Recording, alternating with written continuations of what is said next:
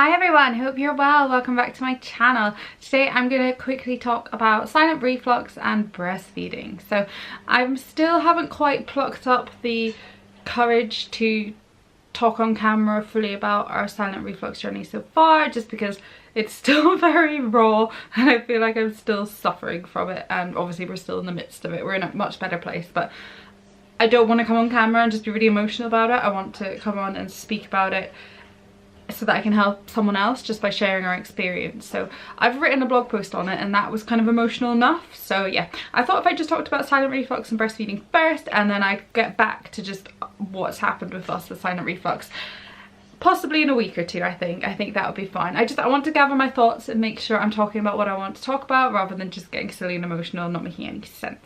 So yeah, just to quickly say first of all as well, I am obviously not a doctor and I have no medical experience, so this is just my opinion and what I've found has been happening in our case. Please don't take it as gospel. Please don't take it as it's the way things should be done or that I'm even remotely right about what I'm saying. I'm literally just telling you my experience and my opinions, and that is it. Silent reflux and breastfeeding. So I never thought that I would actually be able to breastfeed this time around. I had huge issues the first time around with Isla. Only lasted a few weeks, not even that actually, a couple of weeks, a week, whatever it was. And this time around I had the same issues, but for some reason managed to power through, and just feel like everything has been against me ever since. So very quickly, in a nutshell, he wouldn't latch. He didn't latch for a month. I exclusively expressed for a month and fed him with a bottle, so that was hard going. So it's expressing every 3 hours for half an hour each time, and obviously with the stress and everything, sometimes I wasn't getting enough, and then it's just this vicious cycle of being stressed and your supply and worrying and But anyway, we powered through that. He eventually latched, and then I think a couple of weeks later was when we found out he had silent reflux.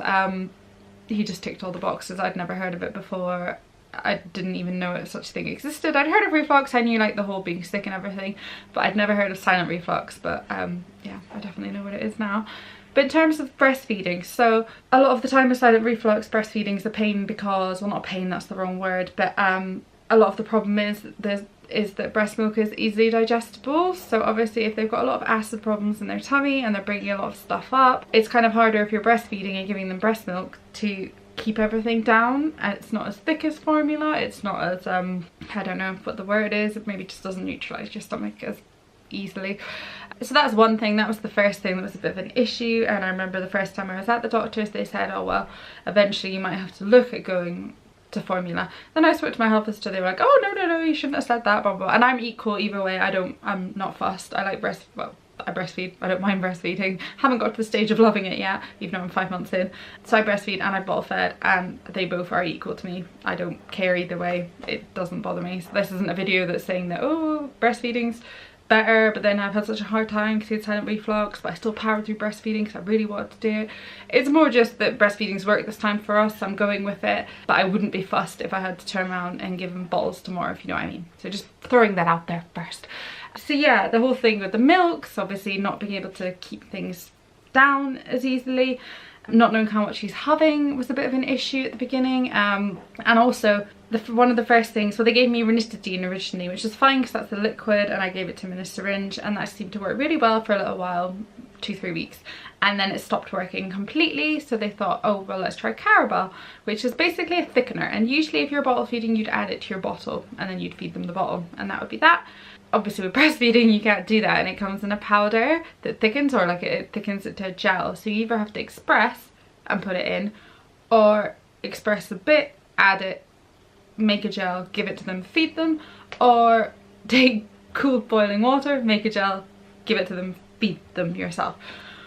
So yeah, it was a complete and utter faff, absolute nightmare when we were out and about. I was having to bring like a sterilised little salad dressing pot with the Carabao in it to then either try and express in a toilet and then make the gel up and give it to him, then feed him, or bring cool boiled water, or try and get cool boiled water off of whatever cafe we were in. So yeah, it was just a bit of a faff, to be honest. That's the best word I can come up for. It was an absolute pain. So that was another negative thing with silent reflux and breastfeeding. We literally only lasted a few weeks on the Carabao. It didn't make much of a difference anyway in our case, so I just stopped it because it was just too much of an effort.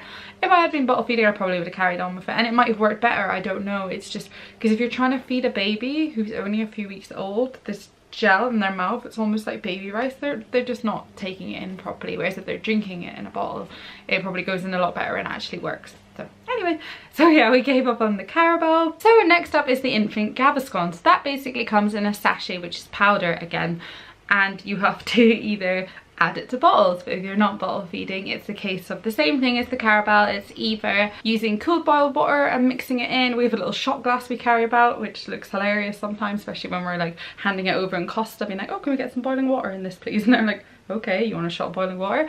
But yeah, so we do that, and you have to like mix it up, then cool it down, then give it to them. And if they're screaming to be fed, it's a long process rather than just shoving it in a bottle and giving them the bottle and then the job is done.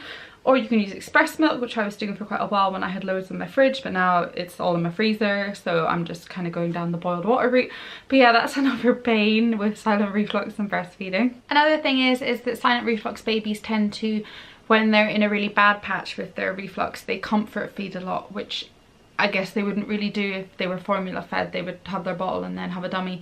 Lachlan, for love or money, will not take a dummy. Like, he will, oh, it's hard. Some days he will take a dummy and he'll have it, but other days he just pushes it around his mouth and it makes him look like he's got some sort of tongue tie. I don't really know.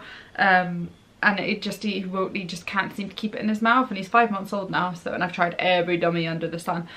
But yeah, silent reflux babies, if they're in a really bad patch, comfort feed. So if you're breastfeeding, that means that you're sat there all the time, which is lovely. It's a lovely bonding thing, but when it's all day every day and you can't get anything done, and then obviously your nipples get really sore and you get really like your supply goes all funny because your body's like, whoa, how much do we need? And then you have too much, and then when they're fine, you've got like these boobs out here and they're really sore and you have to express loads, but then you don't want to keep your supply up. So yeah, that's another like little hurdle in the old silent reflux breastfeeding journey. And my last one, and my main one, it doesn't apply in all cases of silent reflux. I think my health visitor quoted something like 70% of silent reflux babies also have a cow's milk protein allergy or intolerance, and that seems to be the case with us.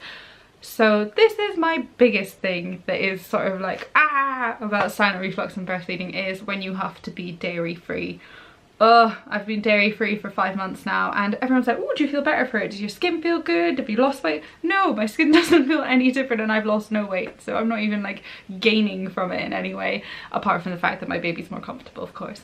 But I had to go over Christmas with no cheese, no chocolate, and for some reason all I want to do is drink glasses of milk now. I never drink glasses of milk before. I had to be dairy free. It's one of those can't have it so really want it sort of situations. I also am now obsessed with pizza. I want pizza all the time, and I liked pizza before, don't get me wrong, but I wasn't obsessed, whereas now I am obsessed with pizza. So we order Domino's gluten-free base because it has no dairy, and I basically have a pizza with tomato sauce and ham and mushrooms and vegetables on it.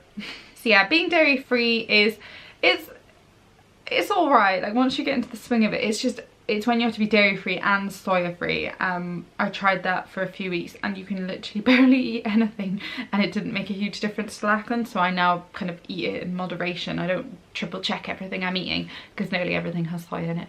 But it's just little things that make it more of a pain, isn't it? Like not having, you'd be surprised how much dairy's in, to be honest. Even loads of crisps have dairy in them. All sorts of things you wouldn't imagine have dairy in them do, and you have to constantly be checking. And I know fine well if I've eaten something by mistake, because he has like explosive nappies and they're green and it's water, and he just isn't very comfortable. So yeah, being dairy free would be my last biggest sort of negative point about silent reflux and breastfeeding, I guess. So yeah, who knows where our breastfeeding journey is going. We're just kind of going with the flow. His silent reflux is kind of, I don't want to jinx it, touch wood, managed at the moment with just his ranitidine and his infant Gaviscon, and I have probiotic drops as well, but I will do a separate video when I come around to it, talking all about his silent reflux in general. This is just about breastfeeding and silent reflux.